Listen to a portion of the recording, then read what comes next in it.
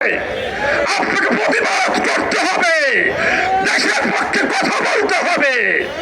আর যদি মনে করেন আপনাদেরকে ক্ষমতায় আনছে আমাদের প্রতিবেশী দেশ, আরো অনেকে, তারাই ক্ষমতায় টিকে রাখবে, তাহলে এটা আপনারা ভুল করবেন। দেশের জনগণ প্রতিবাদ করতে শিখেছে, জীবন দিতে শিখেছে, রক্ত দিতে শিখেছে। ইনশাআল্লাহ সারা বিশ্বের যে কোনো জায়গায় মুসলমানরা নির্যাতিত হবে, আমরা প্রতিবাদ গড়ে তুলব, আমরা প্রতিরোধ গড়ে তুলব।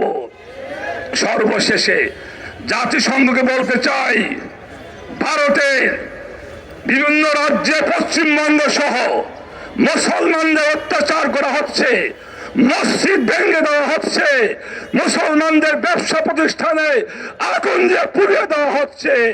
আপনি পদক্ষেপ গ্রহণ করুন, আর না হয় সারা বিশ্বের মুসলমানরা মনে করবে জাতিসংঘ মানে হইল ইসলাম বিরোধী সংঘ। সারা বিশ্বের মুসলমান মনে করবে জাতিসংঘ মানে হলো অমুসলিমদেরকে রক্ষা সংঘ। তাই আপনারা ভারতের বিরুদ্ধে ব্যবস্থা নেওয়ার আহ্বান রেখে আমি আমার বক্তব্য শেষ করছি। সবাইকে ধন্যবাদ জানিয়ে আমার বক্তব্য শেষ করছি। খোদা হাফেজ।